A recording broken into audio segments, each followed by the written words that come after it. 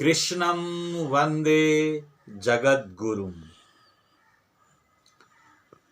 नहि ज्ञानेन सदृशं पवित्रमिह विद्यते तत्स्वयं योग संसिद्धः कालेनात्मनि विन्दति।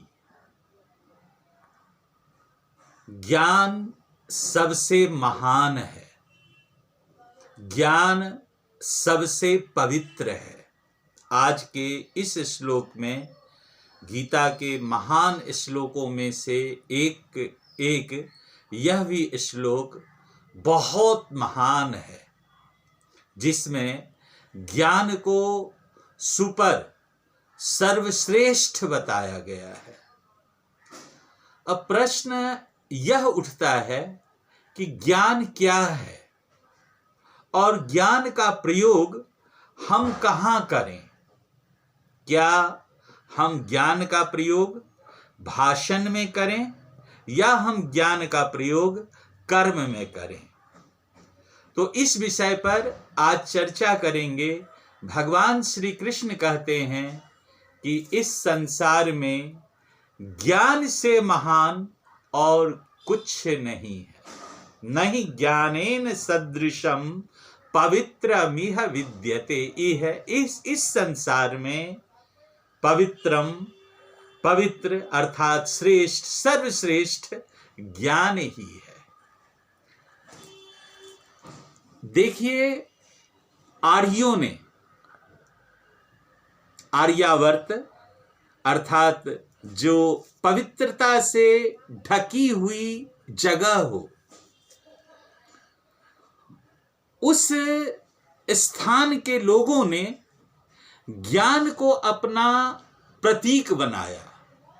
समझिए तो ज्ञान को अपना पताका, अपना ध्वज बनाया।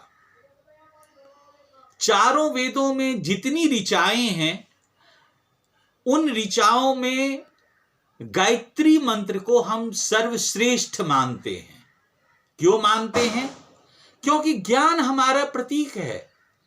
गायत्री मंत्र में ईश्वर से प्रार्थना है कि हे परमात्मा, आप ज्ञान के मूल स्रोत हो, ज्ञान के मूल स्वरूप हो, ज्ञान के प्रदाता हो, मुझे ज्ञान दो। ज्ञान मिल गया तो सब कुछ मिल गया, ज्ञान नहीं मिला तो कुछ नहीं मिला। इसलिए अगर मुझे आप ज्ञान दे दोगे तो मेरे पास संसार की एक तरह से सारी संपत्तियां होगी। तो ये आप देखिए कि ईश्वर से प्रार्थना की जाती है ज्ञान देने के लिए, क्योंकि ज्ञान सर्वश्रेष्ठ है। धीमहि धियो यो नः प्रचोदयात्। तो आर्यों ने, भारतीयों ने ज्ञान को अपना मूल आधार बनाया। दुर्भाग्य है कि आज हम भारत के लोग ज्ञान की परिभाषा को भूल चुके हैं कि ज्ञान क्या है। कुछ लोगों के अनुसार जो केवल दिन रात ईश्वर की पूजा में रहते हैं, कोई कर्म इत्यादि नहीं करते, वो ज्ञानी है। श्री कृष्ण जी और जो वैदिक सिद्धांत है, ओरिजिनल जो वैदिक सिद्धांत है, जो मूल वैदिक सिद्धांत है, वह इस मान्यता का विरोधी है। वो कहता है, जैसे आप यजुर्वेद की एक पंक्ति को ले लें, ततो मया नाचिकेतश्चितोऽग्निः अनित्यैः द्रव्यैः खलु प्राप्तवानस्मि नित्यम। इस संसार में भौतिकता के द्वारा आध्यात्मिकता की प्राप्ति की जा सकती है, यानी भौतिकता ही आध्यात्मिकता है। भगवान श्री कृष्ण ने भी यही कहा कि जो गृहस्थ लोग हैं वे असली सन्यासी होते हैं, क्योंकि गृहस्थाश्रम में भौतिकता का अर्जन होता है। अब प्रश्न यहां पर यह है कि फिर यहां ज्ञान क्या है। तो ज्ञान यह है कि हम न्यायाधीश के पद पर मान लो बैठे हुए हैं, हमें सरकार से 1.5 लाख, 2 लाख, 2.5 लाख रुपया सैलरी मिलने के साथ साथ बहुत अन्य सुख सुविधाएं मिलती है। उसके बावजूद हम किसी निर्दोष को दोषी साबित करने के लिए और किसी निर्दोष को कि किसी दोषी को निर्दोष साबित करने के लिए और निर्दोष को दोषी साबित करने के लिए हम भ्रष्टाचार कर बैठते हैं। वह सैलरी और उसके द्वारा जो जीवन यापन है वो अध्यात्म है, वो ज्ञान है। और जब हम भ्रष्टाचार कर बैठते हैं तो न्यायाधीश के आसन पर बैठ करके एक तरह से हम महामूर्ख हो जाते हैं। देखिए आजकल लोगों के घर से, नेताओं सबके घर से सैकड़ों करोड़, हजारों करोड़ रुपए मिलते हैं। किसी एक नेता के घर में 50 करोड़ की लूट हुई, चोरी हुई, तो चूंकि वो धन जो था भ्रष्टाचार का धन था तो रिपोर्ट करवाता है 50 लाख का, और चोर जब पकड़े जाते हैं तो पता लगता है कि नहीं 50 करोड़ हमने चोरी की थी, ये रहे पैसे। तो प्रश्न मतलब उन लोगों को यह समझ में नहीं आता है कि इन पैसों का वो करेंगे क्या, क्या करना है जीवन में। अज्ञानता है, ज्ञान नहीं है। तो ज्ञान की परिभाषा होती है कि जब हम कर्तव्य कर्मों को ईमानदारी के साथ करते हैं और उन कर्तव्य कर्मों को करने के लिए जो अपने अंदर ज्ञान का अर्जन करते हैं। तो इस तरह से दो तरह का ज्ञान हो गया। एक ज्ञान हो गया विषयों को सीखने का ज्ञान। अब मान लीजिए अर्जुन ने दिव्यास्त्र चलाना सीखा, बहुत सारे जैसे आज के दिनों में हम बहुत तरह के प्रक्षेपास्त्र सब देखते हैं, रॉकेट सब देखते हैं। अर्जुन ने वो सब चलाना सीखा। कोई सिखाने वाला भी था तो सिखाने वाला गुरु था और सीखने वाला शिष्य था। यह हो गया एक ज्ञान। और दूसरा ज्ञान यह हो गया कि इसका प्रयोग कैसे करना है। क्या दुर्योधन के तरह निरपराधों के ऊपर अपनी ताकत दिखाने के लिए, बल दिखाने के लिए करना है? नहीं।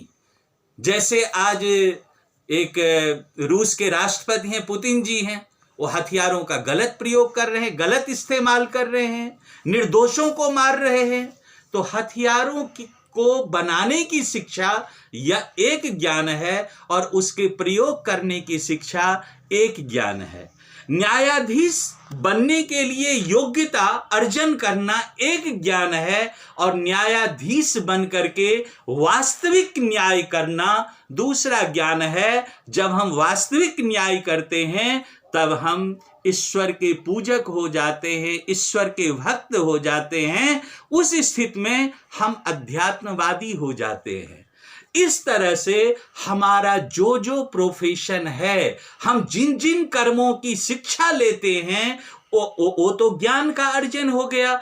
और उन कर्मों को ईमानदारी से करते हैं तो ज्ञान का अर्जन, और उन कर्मों को करना क्या हो गया? भौतिक ज्ञान।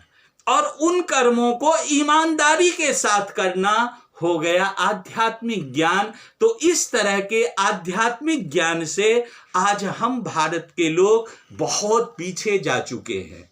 हमें क्या लगता है कि हम डॉक्टर बन गए, इंजीनियर बन गए, जज बन गए, बड़े बड़े पदों पर चले गए। अब वहां पर हम क्या करेंगे? तो हम वहां लूट करना शुरू कर देते हैं, भ्रष्टाचार करना शुरू कर देते हैं। और जब हम भ्रष्टाचार करना शुरू करते हैं उसके बाद हम सोचते हैं कि फलना जगह मंदिर बन रहा है या बनवा दूं, वहां पर मेरा नाम लिखा रहेगा, मैं पुण्यात्मा हो गया। भ्रष्टाचार एक पाप, और भ्रष्टाचार से धर्म स्थल, जिसको आज हम धर्म स्थल कहते हैं, धर्म की परिभाषा पहले कर चुका हूं, तो आज हम जिसको धर्म स्थल कहते हैं उसका निर्माण दूसरा पाप। फलना गुरु जी को कुछ हजार, कुछ लाख, कुछ करोड़ रुपया दे देता हूं तो मैं पुण्यात्मा हो जाऊंगा, क्योंकि वे रंग बिरंगे कपड़ों में होते हैं, तरह तरह के वेशभूषा में होते हैं, वो ईश्वर के भक्त हैं। एक पाप भ्रष्टाचार, दूसरा पाप भ्रष्टाचार को खत्म करने के लिए एक अज्ञान भ्रष्टाचार, अज्ञान ही पाप है। तो एक अज्ञान भ्रष्टाचार और एक अज्ञान कि उस भ्रष्टाचार को खत्म करने के लिए किसी को धन दे करके यह समझना कि मैं पुण्यात्मा हो जाऊंगा, बिल्कुल गलत है। यह दूसरा पाप है, दूसरा अज्ञान है। तो इस तरह से जब हम अपने कर्मों को ज्ञान के साथ करते हैं, देखिए श्री कृष्ण जी क्या करें इसी श्लोक में इसी श्लोक की दूसरी पंक्ति में, तत्स्वयं योग संसिद्धः काले नात्मनि विंदति। जब ज्ञान का प्रयोग कर्म में होता है, हम लोग ज्ञान का प्रयोग भाषण में करते हैं, बड़ी बड़ी बातें भाषण में करेंगे, वसुधैव कुटुंबकम, पूरा पृथ्वी हमारा रिश्तेदार है, घर के बगल में रहने वाला अछूत है। अब बताओ, तो ये क्या हम ज्ञान की बात करते हैं? क्या हम पूरे पृथ्वी को, क्या हम दूसरे के दुख को दुखी देख करके, दूसरे को दुखी देख करके क्या हम दुख का अनुभव करते हैं? क्या हम दूसरे को खुश देख करके सुख का अनुभव करते हैं? कहाँ है? नहीं, हम इस सब तरह की परिस्थिति अपने देश में पाते हैं। क्यों नहीं पाते? क्योंकि गीता मरने के बाद सिरहाने के पास बैठकर पढ़ने की पुस्तक है। जो गीता आपको जीवन संग्राम में उठकर खड़े होने की चेतना देती है, जो गीता आपको मनुष्य बनने की प्रेरणा देती है, जो गीता कांपते हुए थरथराते हुए अर्जुन से कर्म भूमि में आकर के तांडव मचवा देती है, उस गीता का उद्देश्य क्या हो गया कि कोई मर रहा है तो उसके पास, कान के पास बैठ करके पढ़ो, और व्याख्या भी आपको ऐसे ही मिलेगी। तरह तरह की किताबें, सब इतनी हजारों गीता के ऊपर व्याख्या है, लेकिन आप जब उसकी व्याख्या पढ़ेंगे तो आप देखेंगे कि व्यवहारिक जीवन से बहुत दूर ले जाती है वो व्याख्या। तो गीता व्यवहारिक जीवन को जीने की कला है। तो श्री कृष्ण जी कह रहे हैं ज्ञान का प्रयोग भाषण में नहीं होना चाहिए, ज्ञान का प्रयोग आपके कर्म में होना चाहिए। तत्स्वयं योग संसिद्ध। जब ज्ञान कर्म योग में सिद्ध होता है, कर्म योग में जाकर के प्रमाणित होता है, आप ईश्वर भक्त हो जाते हैं। काले नात्मनि विंदति। अब मान लीजिए कोई हमारे डॉक्टर हैं, कोई इंजीनियर हैं, कोई साइंटिस्ट हैं, कोई न्यायाधीश हैं, अगर अपने अपने कर्मों में ज्ञान का प्रयोग करते हैं, वास्तव में वही धार्मिक व्यक्ति हैं, वास्तव में वही ईश्वर के सबसे प्रिय हैं। तो हमें ज्ञान का प्रयोग करना है, ज्ञान की शिक्षा लेना है। जिस गुरु से हम ज्ञान की शिक्षा लेते हैं, तो श्रद्धावान लभते ज्ञानम।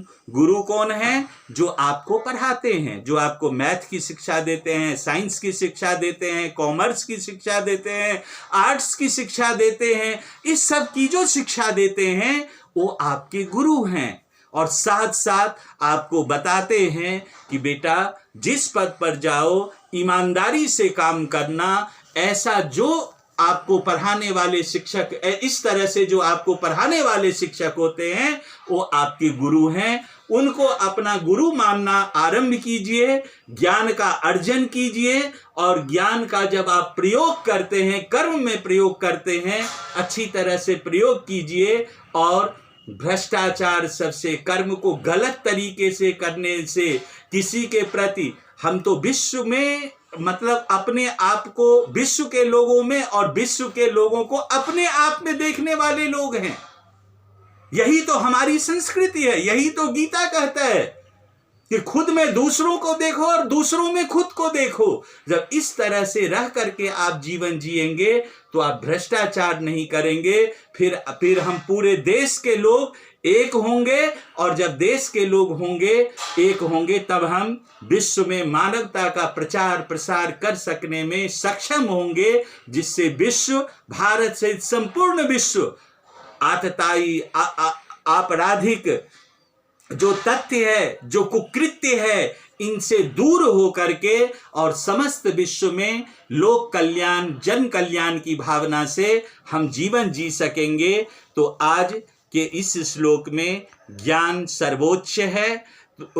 इस बात को हमने जाना, ज्ञान से बढ़कर और कुछ नहीं। ज्ञान को ही जब हम प्रमुखता देते हैं तब हम पाखंड के जीवन से भी बाहर होते हैं, भ्रष्टाचार के जीवन से भी बाहर होते हैं, तरह तरह के कुकृत्यों के जीवन से हम बाहर होते हैं। तो हम ज्ञान को प्रमुखता देना आरंभ करें।